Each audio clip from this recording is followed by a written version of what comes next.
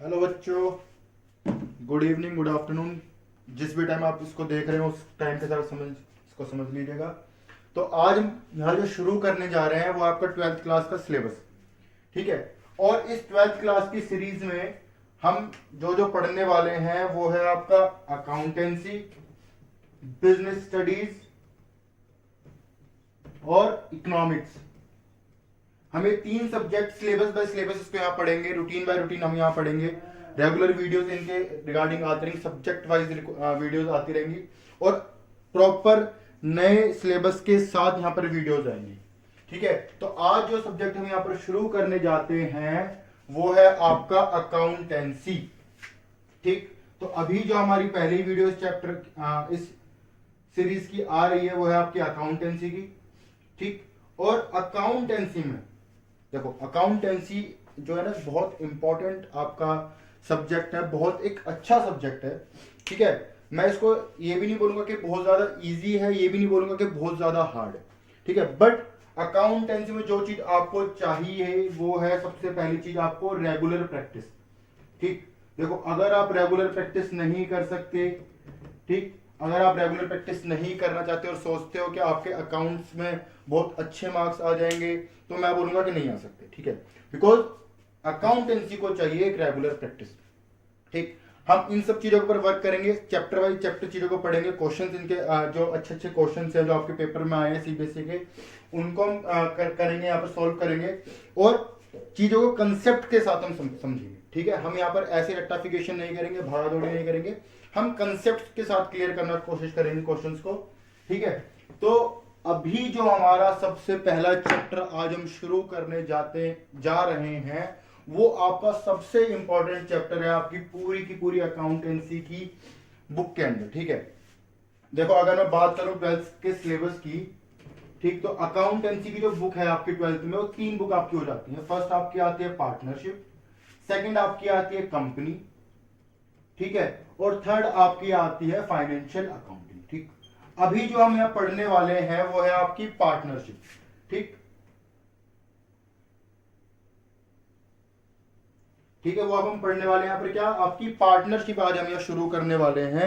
और जो पार्टनरशिप का, ठीक है, जो पार्टनरशिप का जो सबसे पहला चैप्टर है वो हम यहाँ पर शुरू करेंगे, ठीक। अब इस चैप्टर को शुरू करने के लिए इस चैप्टर को शुरू करने के लिए अच्छा, इस चैप्टर को शुरू करने से पहले मैं एक चीज आपको बता देता हूं कि according to the new syllabus आपका जो फर्स्ट चैप्टर था जो आपका पहले बुक में हुआ करता था वो था आपका नॉट फॉर प्रॉफिट ऑर्गेनाइजेशन, ठीक है, जिसको अभी एक्सक्लूड कर दिया गया है सिलेबस से, 12th के सिलेबस से इसको हटा दिया गया है। और अभी जो आपका चैप्टर फर्स्ट है बुक के अकॉर्डिंग वो है आपका accounting for partnership firm fundamentals, ठीक। क्या चैप्टर है आपका, वो है आपका अकाउंटिंग फॉर पार्टनरशिप फर्म, ठीक। और उसके हम क्या पढ़ने वाले हैं यहाँ पर, फंडामेंटल्स पढ़ने वाले हैं, ठीक। अब देखो, बहुत इंपॉर्टेंट चैप्टर है, बहुत अच्छा चैप्टर है, ठीक है। काफी सारी चीजें इस चैप्टर से हमें सीखने को मिलती है। अगर ये चैप्टर एक बार आपका अच्छे से क्लियर हो गया तो आप ये समझ लीजिए आपकी जो फर्स्ट बुक ऑफ अकाउंटिंग है वो आपकी क्लियर हो जाएगी, ठीक। अब इस चैप्टर को शुरू करने से पहले हमारे पास जो एक बहुत सिंपल टर्म है समझने के लिए वो आपकी क्या है, वो है आपकी पार्टनरशिप, ठीक है। देखो, इस चैप्टर को शुरू करने से पहले, ठीक, जो आपको सबसे पहली चीज आपको पता होनी चाहिए कि वो क्या है, वो है आपकी पार्टनरशिप। कि व्हाट इज पार्टनरशिप, पार्टनरशिप आपकी होती क्या है। तो देखो, पार्टनरशिप क्या है, इसको है ना हम ब्रेक डाउन करेंगे, बहुत जगह हम पढ़ते हैं चीजों को, ठीक है, डेफिनेशन वाइज पढ़ते हैं, नहीं, हम कंसेप्ट समझेंगे क्या कहता है इस कंसेप्ट कि पार्टनरशिप क्या है। पार्टनरशिप मतलब 2 या 2 से ज्यादा लोग जब एक साथ, है ना, 2 या 2 से ज्यादा लोग जब इकट्ठा किसी काम को करने के लिए एग्री होते हैं या कंसेंट करते हैं तो उसको क्या बोलते हैं, उसको हम पार्टनरशिप बोलते हैं। अब इस पूरी की पूरी डेफिनेशन के अंदर, ठीक है, आपके कुछ इंपॉर्टेंट वर्ड्स आते हैं, उन्हीं को पिक करेंगे और उन्हीं से क्या बनाएंगे, अपनी डेफिनेशन को कंडक्ट कर लेंगे और उसी से हम चीजों को याद करेंगे। देखो क्या कहता है, पार्टनरशिप क्या होती है आपकी, दो और दो से ज्यादा लोग, टू और मोर पीपल, ठीक है ना। दूसरी चीज क्या कहते हैं, चलो दो और दो से ज्यादा लोग तो आपके पास आ गए, बट क्या होना चाहिए, विलिंगली एग्री होने चाहिए। विलिंगली एग्री, देखो एग्री का जो मतलब है ना यहां पर, ठीक है, एग्री मतलब कि उनका कंसेंट होना चाहिए, विलिंगली एग्री होने चाहिए। अब तीसरी चीज यहां पर आपकी आती है ओरली और रिटर्न, ठीक है। ओरली और रिटर्न से मतलब है कि एग्रीमेंट से, कंसेंट जो उनका होगा, या तो वो ओरली एग्री कर सकते हैं चीजों के लिए, या फिर वो क्या कर सकते हैं, वो रिटर्न एक एग्रीमेंट कर सकते हैं। किस चीज के लिए एग्रीमेंट कर सकते हैं, फोर्थ कहता है to run a business, to run a firm, to complete a task, ठीक है। तो मैं यहां पर बोलूंगा टू रन अ फर्म, ठीक। अब यहां पर इसके साथ हम एक इंपॉर्टेंट वर्ड है जो शायद आप कभी नहीं सुनोगे, कोई आपको नहीं बताएगा, तो वो इंपॉर्टेंट वर्ड है टू रन अ फर्म, ठीक है, बाय लॉज, ठीक है। बाय लॉज का मतलब है कि वो लीगली होनी चाहिए, वो लीगल होनी चाहिए। ऐसा कोई काम करने के लिए, ऐसी कोई फर्म को रन करने के लिए उन्होंने पार्टनरशिप ना की हो जिसको आपका जो लॉ है, चाहे लॉ ऑफ नेशन है, चाहे वो whether we are talking about India और we are talking about some other nation, वहां का जो भी लॉ है अगर उस चीज को करने के लिए मना करता है, वहां के लॉ के हिसाब से वो चीज इलीगल है, तो आप उसको नहीं कर सकते। तो क्या कहती है मेरी पार्टनरशिप, पार्टनरशिप मेरी कहती है व्हेन टू और more people willingly agree orally और writtenly to run a business by law और to run a firm by law is known as partnership, ठीक है। तो ये मेरी हो गई पार्टनरशिप। अच्छा, पार्टनरशिप के बारे में आपने ना अपनी 11th क्लास में ही पढ़ा होगा थोड़ा सा, 11th क्लास का आपका चैप्टर है, ठीक है। मेरे ख्याल बिजनेस के अंदर आपका चैप्टर जिसमें आप टाइप्स ऑफ बिजनेस के बारे में पढ़ते हो, ठीक है, उसमें आपकी पार्टनरशिप के बारे में भी पढ़ाया जाता है। तो पार्टनरशिप अगर आपको पूरा प्रॉपरली जानना है बहुत अच्छे से, तो आप वहां पर जान सकते हो। और वेरी सून, ठीक है, अगर मेरे को टाइम मिलता है तो मैं शायद 11th क्लास का भी कोर्स यहाँ पर लेकर आऊंगा, ठीक। तो this is known as my partnership, ठीक। अब पार्टनरशिप को जानने के बाद हम बात करते हैं नेचर ऑफ पार्टनरशिप। देखो पार्टनरशिप का मतलब क्या हुआ, दो और दो से ज्यादा लोग विलिंगली एग्री करते हैं ओरली और writtenly to run a firm by laws, laws के अंदर है के, ठीक है। अब इसके बाद हम बात करते हैं नेचर ऑफ पार्टनरशिप, ठीक। नेचर ऑफ पार्टनरशिप क्या कहता है आपका, ठीक है। अब देखो भाई, जितने तरीके से मैं इस चीज को देखता हूं मेरे उतने ही नजरिए। अब देखने के लिए मैंने अभी डेफिनेशन पढ़ी, उसमें डेफिनेशन वर्ड आया बाय लॉ। तो बाय लॉ का मतलब है कि मैं अगर बात करूं इसकी लीगली, ठीक है। और क्योंकि हम यहाँ जो चैप्टर पढ़ रहे हैं या फिर जो हम सब्जेक्ट यहाँ पर पढ़ रहे हैं वो है आपका अकाउंटेंसी, तो मैं बात करूंगा अकाउंट्स, ठीक। तो मेरे जो पॉइंट ऑफ व्यू हो गए हैं किसके, नेचर के, पार्टनरशिप के नेचर को देखने के लिए जो मेरे पॉइंट ऑफ व्यू हो गए हैं वो मेरे हो गए हैं दो पॉइंट ऑफ व्यू। फर्स्ट मेरा पॉइंट ऑफ आता है by legal point of view, second मेरा पॉइंट ऑफ व्यू आता है by accounts point of view. तो लीगल पॉइंट ऑफ व्यू से जब मैं देखूंगा तो क्या कहता है कि जी जो मेरी पार्टनरशिप है has no separate legal entity, ठीक है। क्या नहीं है इसकी, कोई सेपरेट लीगल एंटिटी इसकी नहीं है। सेपरेट की स्पेलिंग मैंने गलत लिख दिया है यहां पर, ठीक है। कोई सेपरेट लीगल एंटिटी इसकी नहीं है, ठीक। अब सेपरेट लीगल एंटिटी का क्या मतलब है देखो, ठीक है। सेपरेट लीगल एंटिटी भी कोई ऐसा वर्ड नहीं जो आप शायद पहली बार सुन रहे होंगे, आपने पहले भी सुना होगा, बट सेपरेट लीगल एंटिटी होती क्या है कि जब किसी बिजनेस को, ठीक है, उसके ओनर से अलग देखा जाता है, या फिर जब लीगली किसी बिजनेस को ओनर से अलग देखा जाता है तो क्या कहलाती है, सेपरेट लीगल एंटिटी। देखो फॉर एग्जांपल, अगर मेरे पास है ना कोई मेरे साथ किसी XYZ कंपनी है, सपोज दैट मैं एग्जांपल ले लेता हूं, मेरे साथ रिलायंस ने ना कोई फ्रॉड कर दिया, रिलायंस और मैं कुछ किसी काम को कर रहे थे, ठीक है, एग्रीमेंट में थे या फिर कुछ भी चीज थी और उन्होंने मेरे साथ कुछ फ्रॉड कर दिया, ठीक है, अब उस केस में ठीक है मैं रिलायंस को सू करूंगा या रिलायंस के ऊपर केस करूंगा या फिर मैं अंबानी के ऊपर केस करूंगा, बिकॉज ओनर ऑफ रिलायंस कौन है? अंबानी। तो इस केस में हमारा जो वर्क करता है वो है सेपरेट लीगल एंटिटी। जो लीगल पॉइंट ऑफ व्यू से देखा जाएगा तो मेरा क्या कहता है, Reliance has its separate legal entity, उसकी एक अलग खुद की पहचान है, तो उसको मैं बोलूंगा लीगल एंटिटी।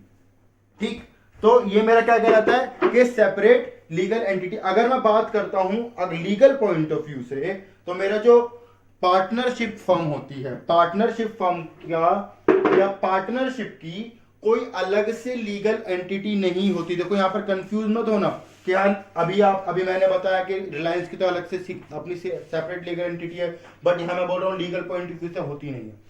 यहां जो हम बात कर रहे हैं पार्टनरशिप की। ठीक है, तो पार्टनरशिप जनरली एक एग्रीमेंट होता है जो दो या दो से ज्यादा लोग आपस में कर लेते हैं किसी काम को करने के लिए। तो पार्टनरशिप कोई फर्म नहीं है। ठीक है, पार्टनरशिप शायद खत्म हो जाएगी, आगे नहीं बन जाएगी, कोई नया पार्टनर आ जाएगा तो दोबारा क्रिएट हो सकती है, बट पार्टनरशिप कोई फर्म नहीं है, फर्म अलग है। ठीक है, तो क्या कहता है कि जो पार्टनरशिप है, पार्टनरशिप की अपनी अलग पहचान नहीं होती है। ठीक है, वो मेरा क्या कहलाएगा, not a separate legal entity. But अगर मैं बात करूं अकाउंट्स पॉइंट ऑफ व्यू से, तो अकाउंट पॉइंट ऑफ व्यू मेरा क्या कहता है कि पार्टनर्स हैज या पार्टनरशिप फर्म हैज या partnership has its separate legal entity. तो पार्टनरशिप की क्या होती है, अकाउंट्स के हिसाब से एक सेपरेट लीगल एंटिटी होती है। कोई प्रॉब्लम इसके अंदर? ठीक है, अगर है तो आप मेरे को कमेंट्स डाल सकते हैं, अगर नहीं है या कुछ स्मॉलर डाउट है तो आप उसको रिवाइंड करके देख सकते हैं, एक बार रिवर्स में जाके देख सकते हैं। ठीक, इससे आगे हम जरा चलते हैं। ठीक है, तो इससे आगे आपकी हम जब बात करते हैं इस चैप्टर के अंदर, तो वो आप क्या आ जाते हैं, क्या इसेंशियल और फीचर्स और कैरेक्टरिस्टिक्स ऑफ पार्टनरशिप। तो देखो essential and features of characteristics आपने अभी अभी पढ़े हैं थोड़ी देर पहले ही, जब हमने क्या करे, जब हमने पार्टनरशिप को ब्रेक किया तो आपका क्या हो गया, साथ साथ अपने फीचर्स भी डिस्कस कर लिए। देखो फीचर्स में क्या क्या बोलता है, सबसे पहले जो फीचर अकाउंट इन पार्टनरशिप का बताया गया है यहाँ पर, वो बोलता है 2 और मोर पर्सन। तो ऑफ कोर्स कोई भी पार्टनरशिप, ठीक है, कोई भी पार्टनरशिप आपकी कोई सिंगल इंडिविजुअल नहीं कर सकता। पार्टनरशिप को करने के लिए 2 या 2 से ज्यादा लोग होने जरूरी हैं। ठीक है, इसके बाद हम बात करते हैं किसकी, देखो मिनिमम नंबर्स ऑफ पार्टनर्स की यहां पर बात की गई है पार्टनरशिप के अंदर। ठीक है, तो मिनिमम नंबर ऑफ पार्टनर्स कितने होते हैं आपके, देखो अगर मैं बात करूं अकॉर्डिंग टू 2013 कंपनीज एक्ट 2013 ने क्या बोला था कि आपका जो मिनिमम नंबर ऑफ पार्टनर्स होंगे ना, सॉरी जो आपके मैक्सिमम नंबर ऑफ पार्टनर्स होंगे वो कितने होंगे, मैक्सिमम आपके हो सकते हैं 100। ठीक है, बट फिर इसको 2014 में दोबारा से इस एक्ट के अंदर कुछ चेंजेस किए गए और इस एक्ट के अंदर क्या बोल दिया गया 2014 में कि अब आपके जो मैक्सिमम नंबर हो सकते हैं ना पार्टनर्स के, वो आपके कितने होंगे, वो 50 होंगे। ठीक, यहां तक क्लियर हुआ। इसके बाद हम बात करते हैं कि कौन कौन आपके पार्टनर्स नहीं हो सकते। ठीक है, who can not be a partner, who can not be a partner. तो देखो जब भी आप बात करते हो कोई न्यू पार्टनरशिप की, ठीक है, देखो ये जो आपकी मैं यहां जो नाम बताऊंगा, जो चीज यहां बताऊंगा, वो आपके किसी ओल्ड पार्टनरशिप पे शायद इतने स्ट्रिक्टली अप्लाई नहीं होते, बट न्यू पार्टनरशिप पे होते हैं। ठीक है, अब न्यू पार्टनरशिप जब भी आप कोई कंसीडर करते हो, बनाने जाते हो, तो कौन कौन ऐसे इंसान हैं जो आपके पार्टनर्स नहीं हो सकते। तो फर्स्ट आपका आता है माइनर। ठीक है, माइनर हम सबको पता है कौन होता है माइनर। तो माइनर वो इंसान होता है या वो बच्चा होता है जो अभी तक 18 इयर्स की एज को अटेन नहीं कर सका। ठीक है, ये एज को वो अटेन नहीं कर सका, उसको आप क्या बोलते हो, माइनर बोलते हो। मतलब जो कि अभी 18 साल से कम होगा वो क्या कहलाएगा, आपका माइनर कहलाएगा। सेकंड इसके अंदर आपका आता है सेकंड है आपका कि कोई भी अनसाउंड माइंड का पर्सन, देखो अनसाउंड माइंड मतलब कोई भी ऐसा इंसान जो सोच समझ नहीं सकता, जो चीजों को अपने, जो डिसीजंस को अपने हिसाब से नहीं ले सकता, क्लियर माइंड के साथ डिसीजंस को नहीं ले सकता, उसको क्या बोलोगे आप? अनसाउंड माइंड का पर्सन उसको आप बोलोगे। तो वो भी क्या नहीं हो सकता? पार्टनर नहीं हो सकता। तीसरा क्या कहता है डिस्क्वालिफाइड बाय लॉ। कोई भी ऐसा इंसान जिसको लॉ के तहत क्या कर दिया गया है? डिस्क्वालिफाइड कर दिया गया। देखो लॉ के तहत मींस कि जिस इंसान को बाय लॉज, आपके नेशन के कानून ने या कोर्ट ने, जस्टिस ने उसको क्या कर दिया गया है? उसको स्ट्रिक्ट कर दिया गया, रेस्ट्रिक्ट कर दिया गया है कि जी अब वो किसी भी पार्टनरशिप के अंदर पार्टनर नहीं बन सकते, जिससे उसके अधिकार छीन लिए गए हों, वो क्या कहलाएगा? आपका डिस्क्वालिफाइड बाय लॉ कहलाएगा। ठीक है, क्लियर है यहां तक? तो ये था मेरा 2 और मोर पर्सन होंगे कहां पर? पार्टनरशिप के लिए। ये चीज मैंने शायद यहां गलत लिख रखी है, पर्सन आ जाएगा। ठीक है, 2013 में क्या बोला गया था? मैक्सिमम हो सकते हैं 100, 2014 में कन्वर्ट करके 50 कर दिया गया। कौन कौन आपके पार्टनर्स हो सकते हैं? तो नहीं हो सकते, वो आपका माइनर नहीं हो सकता, अनसाउंड माइंड का पर्सन नहीं हो सकता, और डिस्क्वालिफाइड बाय लॉ। ठीक है, इसके बाद हम बात करते हैं, सॉरी, ठीक है, इसके बाद हम बात करते हैं सेकंड की। तो वो आपका आ जाता है एग्रीमेंट। ठीक है, तो एग्रीमेंट का मतलब वही सेम चीज। एग्रीमेंट क्या होगा? एक कंसेंट होता है जो कि कैसा हो सकता है? Can be oral and written हो सकता है। वो ओरल भी हो सकता है, वो रिटर्न भी हो सकता है। क्या कहलाएगा? आपका एग्रीमेंट कहलाएगा। ठीक है, और उस एग्रीमेंट, अगर वो एग्रीमेंट आपका रिटर्न होता है, देखो अगर वो एग्रीमेंट आपका रिटर्न होता है तो एक प्रूफ बन गया, और उसको फिर आप क्या बोलोगे? उसको एक टर्म दिया गया है, it is known as partnership deed. ठीक है, क्या बोलोगे आप उसको? आप उसको बोलोगे पार्टनरशिप डीड। कोई प्रॉब्लम इसके अंदर? ठीक, इसके बाद हम बात करते हैं लॉफुल बिजनेस। देखो मैंने बहुत पहले बताया था जब हम चैप्टर को शुरू कर रहे थे कि देखो अगर वो क्या कर रहे हैं? पार्टनरशिप को कंसीडर कर रहे हैं, पार्टनरशिप को बना रहे हैं to doing a illegal business, ठीक है, या फिर अनलॉफुल एक्टिविटी। ठीक है, फॉर एग्जाम्पल कि जी किसी के घर में गोला बारूद फेंकने के लिए, किसी को मारने के लिए, किसी के घर लूटने के लिए, ठीक है, इस तरह से कुछ भी वो अनलॉफुल एक्टिविटी करने के लिए क्या करते हैं? बिजनेस को कर रहे हैं या पार्टनरशिप को कर रहे हैं, तो उसको पार्टनरशिप कंसीडर नहीं किया जाएगा, वो एक लीगल पार्टनरशिप आपकी नहीं कहलाएगी। तो लॉफुल बिजनेस होना बहुत ज्यादा जरूरी है। देखो इसके बाद क्या कहता है कि अगर कोई बिजनेस उन्होंने किया है, कोई पार्टनरशिप उसके उनकी है, तो उनकी पार्टनरशिप में वो पार्टनरशिप कब कहलाएगी? जब उनके बीच में क्या होगा? प्रॉफिट शेयरिंग होगा। ठीक है, प्रॉफिट शेयरिंग मतलब कि जो भी पार्टनर्स होंगे, whether there are 2 partners, 3 partners, 4 partners, 5 partner, कितने भी होंगे, उनके बीच में कुछ प्रॉफिट शेयरिंग जरूर होनी चाहिए। प्रॉफिट शेयरिंग जरूर होनी चाहिए मतलब कि जो भी वो ईयर के एंड में अर्न करते हैं, फिर जो भी उनका ईयर के एंड में लॉस होता है, उसको वो आपस में क्या करेंगे? डिस्ट्रीब्यूट करेंगे according to this profit sharing ratio. यहां से आपको क्या पता लगता है? प्रॉफिट शेयरिंग रेशियो पता लगता है। अभी हम आगे इसको और डीपली पढ़ेंगे। ठीक है, इसके बाद क्या कहता है? देखो लास्ट पॉइंट थोड़ा कंफ्यूजिंग होता है लोगों के लिए। ठीक है, एक बार में शायद समझ में नहीं आता, बट समझते हैं एक बार इसको। ठीक है, क्या कहता है? Business can be carried on by all. ठीक, समझो जरा इसको। Business can be carried on by all. ठीक है, क्या कहता है कि या कि जो बिजनेस है आपका, वो हर एक पार्टनर, जितने भी आपके पार्टनर्स होंगे, वेदर 2, 3, 4, सपोज दैट कि मैं एक पार्टनर हूं, मेरे साथ एक और इंसान है, इसका नाम बोल दिया मैंने शाहरुख खान। ठीक है, तो शाहरुख खान और मैं पार्टनर्स हैं। ठीक, अब या तो क्या करेंगे हम दोनों उस बिजनेस को मिलकर रन कर रहे हैं, उसका जो मैनेजमेंट है हम दोनों, शाहरुख खान और मैं मिलकर उस मैनेजमेंट को रन करते चला रहे हैं। या फिर क्या कहता है? और, ठीक है, और any of the partner acting for all, तो क्या कहता है इसके बाद, और एनी ऑफ द पार्टनर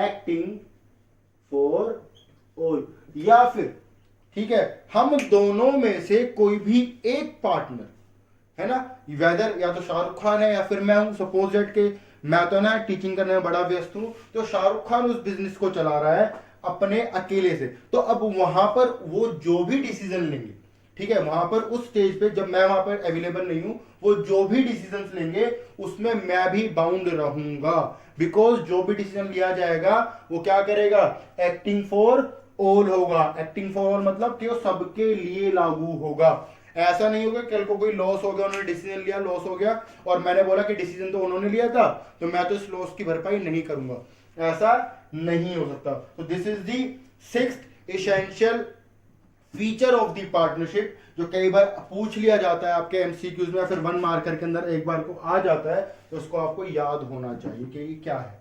ठीक, चले आगे चलते हैं। अब देखो ये मेरी यहां तक की चीजें क्लियर होगी कि पार्टनरशिप क्या होता है, उसके फीचर्स क्या होते हैं। ठीक है, मेरे ख्याल से इसमें कोई ज्यादा इंपॉर्टेंट और अभी कोई और चीजें है नहीं, लाइक राइट्स ऑफ पार्टनरशिप हमें डिस्कस करने की जरूरत नहीं है अपना इन डेप्थ। ठीक है, पार्टनरशिप डीड आप ऑलरेडी पढ़ चुके हो 12th क्लास में, सॉरी 11th क्लास में, तो वो भी शायद इतना हमें डिस्कस करने की जरूरत नहीं है, बट एक बार मैं फिर बता देता हूँ क्या होता है। देखो पार्टनरशिप डीड क्या होती है, partnership deed is an written agreement between the partners, ठीक है, जिसके अंदर आपकी क्या होती है, आपके जो भी क्या बोलते हैं, जो भी आपकी डॉक्यूमेंट, एक जो भी आपकी डिटेल्स होती हैं regarding the partnership, regarding the firm, उसके अंदर सब कुछ वो मेंशन होता है। ठीक है, इसकी जो प्रॉपर डेफिनेशन है क्या कहता है कि partnership deed is an written agreement, ठीक है, detail the term and condition of partnership, जिसके अंदर क्या होते हैं, एक detail terms and condition of partnership mention होती है। तो पार्टनरशिप डीड के अंदर आपकी कौन कौन सी डिटेल और कौन कौन सी कंडीशन मेंशन होती है, वो है आपका डिस्क्रिप्शन ऑफ द पार्टनर, ठीक है, डिस्क्रिप्शन ऑफ द फर्म, ठीक है, principal place of the business, principal place मतलब कि किस जगह पर उसका हेड ऑफिस है, उसको क्या बोलोगे आप, प्रिंसिपल प्लेस बोलोगे। नेचर ऑफ बिजनेस बोलोगे यहाँ पर कि नेचर ऑफ बिजनेस क्या है, आप किस तरह के नेचर के अंदर आप डील कर रहे हो। ठीक है, इसके बाद आपका आता है क्या, कमेंसमेंट ऑफ पार्टनरशिप के, कमेंसमेंट ऑफ पार्टनरशिप आपकी किस डेट को है, यहाँ डेट से रिगार्डिंग बात की जाती है कि वो किस दिन बनाई जा रही है पार्टनरशिप। कैपिटल कंट्रीब्यूशन क्या होगा कि कौन सा पार्टनर, कितने पार्टनर होंगे, वो कितने पार्टनर कितने कितने अमाउंट की कैपिटल लेकर आएंगे। इंटरेस्ट ऑन कैपिटल क्या रहेगा, रहेगा या नहीं रहेगा, ठीक है, इंटरेस्ट ऑन ड्रॉइंग क्या रहेगा, रहेगा या नहीं रहेगा। प्रॉफिट शेयरिंग रेशियो क्या होगा कि किस शेयर में प्रॉफिट डिस्ट्रीब्यूशन करेंगे या फिर लॉस डिस्ट्रीब्यूट करेंगे। इंटरेस्ट ऑन लोन क्या होगा, अगर ठीक है, अब जब हम इंटरेस्ट ऑन लोन की बात करें तो थोड़ा सा एक अच्छा टॉपिक है इंटरेस्ट ऑन लोन भी, वो भी हम आगे डिस्कस करेंगे कि क्या वो चीज है। ठीक है, रेम्यूनरेशन ऑफ पार्टनर रहेगा यहाँ पर, ठीक है, वैल्यूएशन ऑफ गुडविल आ गया, वैल्यूएशन ऑफ एसेट आ गया, ठीक है, सेटलमेंट ऑफ अकाउंट आ गया कि सेटलमेंट ऑफ अकाउंट किस तरह किया जाएगा। अकाउंटिंग पीरियड क्या रहेगा कि whether you are going to follow 1 January to 31 March और you are going to follow 1 April to 31 sorry 1 January to 31 December और 1 अप्रैल टू 31 मार्च। ठीक है, फिर आपका आता है rights and duties of partnership आ गया, ड्यूरेशन ऑफ पार्टनरशिप आ गया, बैंक अकाउंट ऑपरेशन आ गया, ठीक है, डेथ ऑफ अ पार्टनर के, डेथ ऑफ अ पार्टनर जब होगी तो आप उस टाइम पर क्या चीजें करोगे, किस तरह से अपने अकाउंट को सेटल करोगे, तो इसका एक प्रॉपर एक अलग चैप्टर है, वो भी हम यहाँ पढ़ेंगे। ठीक है, सेटलमेंट ऑफ डिस्प्यूट्स आ गया कि अगर कोई डिस्प्यूट अराइज हो जाता है बिटवीन दी पार्टनर्स तो उनको आप किस तरह से सेटल करोगे। ठीक है, तो ये क्या था आपके, ये आपकी पार्टनरशिप डीड थी जिसके अंदर sorry details of partnership deed थी जो कि आप उसके अंदर मेंशन करोगे। ठीक है, अब इसके बाद जो आपका इंपॉर्टेंट टॉपिक आता है इस चैप्टर का, ठीक है, देखो अगर जो चीज हम पढ़ने जा रहे हैं अगर आपको एक बारी में समझ में आ गई तो वेल एंड गुड, बहुत अच्छी बात है, नहीं आती तो कोई बात नहीं, 2 बारी में 3 बारी में उसको रिपीट करके देखो, बहुत छोटा सा एक टॉपिक है बस बहुत ज्यादा इंपॉर्टेंट है, क्योंकि अगर वो चीज आपको एक बार समझ में आ गई, वो चीज आपको एक बार याद हो गई, ठीक है, तो आपके जो आगे प्रैक्टिकल क्वेश्चंस होते हैं उनको करने में आपको प्रॉब्लम नहीं आएगी। ठीक है, तो वो बहुत इंपॉर्टेंट है। ठीक है, तो जो अभी हम पढ़ने जा रहे हैं that is provisions of partnership, ठीक, प्रोविजंस ऑफ पार्टनरशिप, ठीक है। अब इन प्रोविजंस ऑफ पार्टनरशिप जो है आपके, ये कहां से आए हैं, ठीक है। सबसे पहले हमारा जो क्वेश्चन अराइज होता है, ये जो प्रोविजन ऑफ पार्टनरशिप है आपके, वो आपके पास आए कहां से हैं, तो ये आपके आए हैं इंडियन पार्टनरशिप एक्ट 1932 से। तो इंडियन पार्टनरशिप एक्ट 1932 ने आपको क्या प्रोवाइड किए हैं, आपको प्रोविजन ऑफ पार्टनरशिप प्रोवाइड किया। देखो प्रोविजन ऑफ पार्टनरशिप का मतलब क्या है, क्यों है ये प्रोविजन ऑफ पार्टनरशिप, तो क्या कहता है प्रोविजन ऑफ पार्टनरशिप, ये आपको एक रेमेडी प्रोवाइड करते हैं। प्रोविजन ऑफ पार्टनरशिप क्या है आपके, these are your remedies in the absence of partnership deed, ठीक है। कौन किस चीज के लिए, जब आपका पार्टनरशिप डीड एब्सेंस होते हैं, मतलब कि जब आपने कोई रिटर्न एग्रीमेंट या जब आपने कोई ओरल एग्रीमेंट नहीं किया बिटवीन दी पार्टनर्स, और उस टाइम पर कोई आपका डिस्प्यूट अराइज हो जाता है, ठीक है, या फिर आपने एग्रीमेंट तो किया बट कुछ ऐसी चीज उसके अंदर इंपॉर्टेंट थी जो आपने मिस कर दी उसमें डालनी, जो आप उसमें लिख नहीं पाए, लिखा नहीं आपने उस टाइम पीरियड पे, और उस चीज के ऊपर कोई डिस्प्यूट, उस चीज के ऊपर कोई लड़ाई झगड़ा बिटवीन दी पार्टनर्स अराइज हो जाए, तो आप उसको किस तरह से सोल्व करोगे। तो जो प्रोविजंस है, provisions are the remedies to solve the dispute among the partners, ठीक है, when partnership deed is absence. तो अब देखो कौन कौन सी रेमेडीज है, तो मेरे पास क्या है, 6 प्रोविजंस है, ठीक। अब ये 6 प्रोविजंस कौन कौन से हैं, देखो बहुत सिंपल है, ठीक है, बहुत प्यार से, बहुत तसल्ली से इनको एक बार जरा देखते हैं। तो देखो कौन कौन से हैं मेरे पास 6, आई होप पूरा प्रॉपर बोर्ड आपको दिख रहा होगा।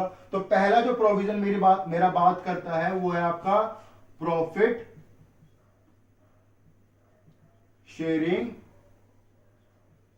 रेशियो, ठीक है। अब प्रॉफिट शेयरिंग रेशियो के रिगार्डिंग क्या कहा है, देखो इसमें क्या बोलता है कि अगर आपकी पार्टनरशिप डीड के अंदर या फिर जो भी आपका रिटर्न एग्रीमेंट है, फिर ओरल एग्रीमेंट है, उसमें आपने इस चीज को डिस्कस नहीं किया, इस चीज के बारे में मेंशन नहीं किया कि आप किस शेयर में आप फ्यूचर प्रॉफिट शेयरिंग रेशियो रखोगे, या किस शेयर में आप फ्यूचर में जो भी प्रॉफिट आपको होगा उसको डिस्ट्रीब्यूट करोगे। तो उस कंडीशन में क्या कहता है प्रोविजन, आपको प्रोविजन कहता है कि अगर कोई भी डिस्प्यूट अराइज होता है ना, तो आप उसको क्या करोगे, इक्वल शेयर में डिस्ट्रीब्यूट कर लोगे। इक्वल शेयर मतलब 1:1, अगर 2 पार्टनर है तो 1:1, 3 होंगे तो 1:1:1, 4 होंगे तो 1:1:1:1:1, इस तरह से वो इक्वल हो जाएगा, ठीक। इसके बाद हम बात करते हैं नेक्स्ट आपका इंटरेस्ट ऑन कैपिटल, ठीक। अब इंटरेस्ट ऑन कैपिटल के बारे में क्या बोला है कि अगर आपकी पार्टनरशिप डीड एब्सेंट है या फिर आपने इस चीज के बारे में कुछ मेंशन नहीं किया अपनी डीड के अंदर, और इसके बारे में कोई इशू क्रिएट हो जाता है, तो आप क्या करोगे, आप किस तरह से उसको सॉल्व करोगे। तो क्या कहता है कि अगर कोई डिस्प्यूट अराइज होता है इस चीज के बारे में और आपने पहले से ही कोई चीज मेंशन नहीं की गई है, तो आप क्या करोगे, नो इंटरेस्ट शैल डिस्ट्रीब्यूट। तो कोई भी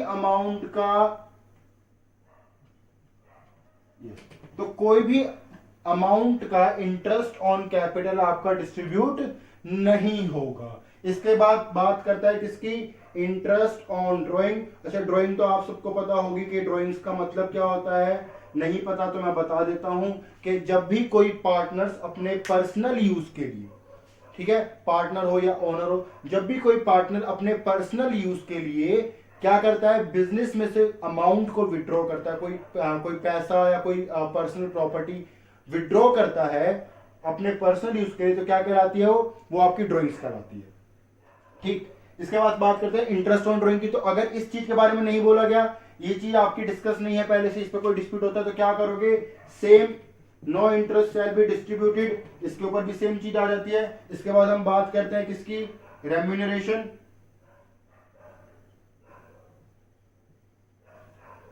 ठीक है। अब रेम्यूनरेशन के लिए क्या कहता है, ठीक है, रेम्यूनरेशन के लिए कहता है कि अगर कोई रेम्यूनरेशन के बारे में बात नहीं की। देखो रेम्यूनरेशन का मतलब होता है सैलरी या कमीशन टू दी पार्टनर। अगर सैलरी और कमीशन टू दी पार्टनर के बारे में पहले ही डिस्कस नहीं किया गया था, पहले ही नहीं बताया गया था, तो नो रेम्यूनरेशन शैल प्रोवाइडेड, कोई भी रेम्यूनरेशन प्रोवाइड नहीं किया जाएगा, चाहे कंडीशन कुछ भी हो। इसके बाद हम बात करते हैं लोन बाई पार्टनर। देखो लोन बाई पार्टनर यहां पर बोला गया है, ठीक है, तो इसको बहुत स्पेसिफिकली समझना। लोन, क्योंकि लोन आपका जो होता है ना वो दो तरह से होता है, ठीक है। अब यहां पर जो हम पढ़ने वाले हैं वो थोड़ा सा करेक्शन कर देता हूं, वो है मेरा interest on loan by partner, ठीक है। जो आपने लोन लिया हुआ है, जो कंपनी, जो फर्म है मेरी, उसने जो लोन लिया हुआ है किससे, पार्टनर से, यहां पर उसकी बात करते हैं, ठीक है। यहां पर कंफ्यूज मत होना, दो तरह से चीजें देखी जाती हैं। एक तो लोन दिया है कंपनी ने, फर्म ने लोन दिया है टू पार्टनर, याद रखना यहां पर क्या लिखा है, बाई पार्टनर। जब भी बाई पार्टनर की बात आएगी, लोन बाई पार्टनर की बात आएगी, तो आप इस प्रोविजन को माइंड में जरूर रखेंगे। तो क्या कहता है कि अगर कोई भी लोन लिया गया है पार्टनर से, पार्टनर ऑफ द पार्टनरशिप से लिया गया है, तो उस केस में आप कितना इंटरेस्ट चार्ज करते हो, ठीक है। तो अगर वो पहले से ही प्री डिसाइडेड है कि आपने जिस टाइम लोन लिया था, जब आपने एग्रीमेंट किया था, उस टाइम पर सब चीज डिसाइड कर ली गई थी, जो डिसाइडेड अमाउंट होगा आप उसको पे करोगे। बट अगर वो डिसाइडेड नहीं है, प्री डिसाइडेड नहीं है, ना तो कोई एग्रीमेंट में लिखा हुआ है, ना जो आपने लोन दिया था तब लिखा गया था, तो अगर कोई ऐसी कंडीशन है, तो उस केस में क्या होगा, आपका 6% इंटरेस्ट आप क्या करोगे, चार्ज करोगे। कितना करोगे, 6% इंटरेस्ट आप यहां पर चार्ज करोगे, ठीक है। इसके बाद आपका आता है एडमिशन ऑफ पार्टनर लास्ट। तो एडमिशन ऑफ पार्टनर के बाद क्या करता है, देखो यहां पर कहता है एडमिशन ऑफ पार्टनर के अंदर कि अगर कंपनी के अंदर या पार्टनरशिप के अंदर कोई नया पार्टनर को एडमिट करना चाहते हो, कोई नए पार्टनर को एडमिशन देना चाहते हो, तो उस केस में क्या एडमिशन दिया जाएगा या नहीं दिया जाएगा, दिया जाएगा तो कैसे दिया जाएगा। तो देखो एडमिशन अगर मेरे को करना है किसी नए पार्टनर का, तो मेरे पास सिर्फ एक ही तरीका है, वो है मेरा क्या, consent of all the partners. मेरे पास सभी पार्टनर्स का कंसेंट होना बहुत ज्यादा जरूरी है। अगर मेरे को सभी पार्टनर का कंसेंट नहीं मिला है, तो मैं क्या करूंगा, मैं एडमिशन नहीं दूंगा। कोई प्रॉब्लम इसके अंदर, ठीक है, आई गेस नहीं होगी, ठीक है। अगर है तो प्लीज कमेंट करके मेरे को बता दीजिएगा कि सर इस चीज में कोई प्रॉब्लम है, या इस जगह पर मेरे को कोई प्रॉब्लम है, या ये प्रोविजन मेरे को समझ में नहीं आया है, तो मैं उसको शायद दोबारा से कोई डाउट क्लास रख के उसको समझा दूंगा। अदरवाइज एक बार वीडियो को रिवाइंड करके दोबारा देख लेना, पीछे जाके देख लेना, वो शायद आपको क्लियर हो जाएगा, ठीक है। तो ये है मेरे क्या, ये है मेरे 6 प्रोविजंस ऑफ पार्टनरशिप, और ये 6 प्रोविजन जो है मेरे बहुत ज्यादा इंपॉर्टेंट हैं, क्योंकि इनके ऊपर बेस्ड आपके काफी सारे के क्वेश्चंस होते हैं। कोई प्रॉब्लम, चलते हैं आगे, ठीक है। अब जब क्योंकि हमने क्या करा है, हमने प्रोविजंस पढ़ लिए हैं, ठीक है, तो एक बार हम क्या करते हैं, कुछ क्वेश्चंस को करके देखते हैं ना, कुछ क्वेश्चंस को हम जरा अटेम्प्ट करते हैं। तो इलिस्ट्रेशन तो मेरे ख्याल से आप लोगों की बुक में ऑलरेडी सोल्व्ड है, ठीक है। और अगर कोई इलिस्ट्रेशन आपको नहीं समझ में आता है, तो you can please feel free to ask me कि सर ये वाला इलिस्ट्रेशन नंबर है, इस चैप्टर का है, आप प्लीज एक बार समझा दीजिए कि इसमें ये चीज कैसे हुई, तो मैं उसके ऊपर एक प्रॉपर वीडियो बनाकर डाल दूंगा। अदरवाइज मैं यहाँ पर सिर्फ आपके जो प्रैक्टिकल क्वेश्चंस हैं मैं उनको सोल्व किया करूंगा, और उनके मैं आंसर्स यहाँ पर बाय वीडियो अपलोड किया करूंगा, ठीक है। तो मैं एक्सरसाइज की तरफ चलता हूँ, पेज नंबर 2.79। अगर आप कौन सी बुक यूज करते हो, अगर आप TS गिरेवाल की बुक यूज करते हो, ठीक है। तो यहां पर क्या कहता है, देखो पार्टनरशिप डीड का जो आपका क्वेश्चन नंबर फर्स्ट है, यहां पर वो आपका गिवन है, क्या कहता है कि in the absence of partnership deed how are the following matter resolve, ठीक है। तो क्वेश्चन नंबर फर्स्ट एक्सरसाइज का ठीक, क्या कहता है आपका क्वेश्चन नंबर फर्स्ट एक्सरसाइज का कि in the absence of partnership deed how are the following matter resolved. कैसे कैसे होगा, तो पहला आपका कहता है सैलरी ऑफ पार्टनर्स। ठीक, अगर बात की जाती है फर्स्ट सैलरी ऑफ पार्टनर के बारे में और आपकी पार्टनरशिप डीड नहीं है, तो आप क्या करोगे, तो पहला आपका एक आंसर होगा नो सैलरी शैल प्रोवाइडेड। कोई भी सैलरी आप प्रोवाइड नहीं करोगे इन द एब्सेंस ऑफ पार्टनरशिप। ठीक है, बी आपका कहता है कि इंटरेस्ट ऑन पार्टनर्स कैपिटल, तो इंटरेस्ट ऑन पार्टनर्स कैपिटल के रिगार्डिंग में क्या होगा, नो इंटरेस्ट या interest shall not be distributed और यू कैन से प्रोवाइडेड। ठीक, इसके बाद हम बात करते हैं सी की, तो सी में क्या कहता है कि इंटरेस्ट ऑन पार्टनर्स लोन। देखो इंटरेस्ट ऑन पार्टनर्स लोन, ठीक है, तो यहां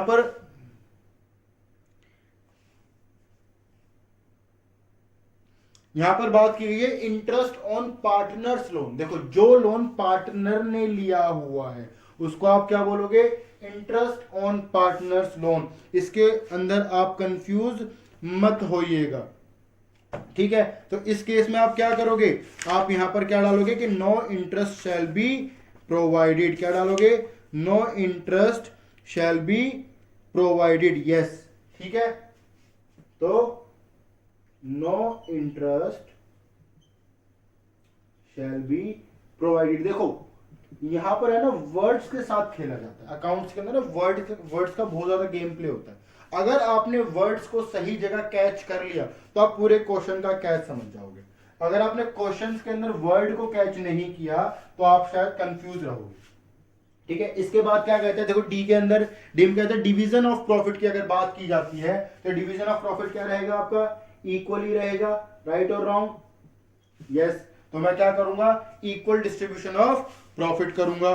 ठीक है, इसके बाद आपका क्या कहता है कि इंटरेस्ट ऑन पार्टनर्स ड्राइंग। अगर पार्टनर्स की ड्राइंग है उस पर इंटरेस्ट चार्ज करने की बात करूं तो क्या होगा कि नो इंटरेस्ट या interest shall not be charged. आप कोई इंटरेस्ट चार्ज नहीं करोगे। एफ के अंदर हम बात करते हैं, क्या कहते हैं, interest on loan by partner. देखो लोन बाई पार्टनर की यहां पे बात आ गई है, तो यहां पर क्या करोगे आप, यहां पर हमने प्रोविजन पढ़ा है, प्रोविजन को माइंड में रखेंगे तो कितना होगा, 6% इंटरेस्ट आप यहां पर चार्ज करोगे। ठीक है, बात करते हैं जी की, तो जी में क्या कहता है आपका कि interest on loan to partner. ठीक है, interest on loan to partner. अगर आपने पार्टनर को लोन दिया हुआ है तो उस केस में आप क्या करोगे, उस केस में आप यहां पर कोई भी इंटरेस्ट चार्ज नहीं करोगे। कोई प्रॉब्लम इसके अंदर? ठीक है, तो यहां पे हम आज की क्लास कंसीडर करते हैं। ठीक है, इससे आगे के जो क्वेश्चन है वो नेक्स्ट क्लास में करेंगे। आई होप कि आप लोगों को समझ में आया होगा। ठीक है, प्लीज कमेंट करना कि आपको कैसा लगा। ठीक, मिलते हैं हम नेक्स्ट क्लास के अंदर।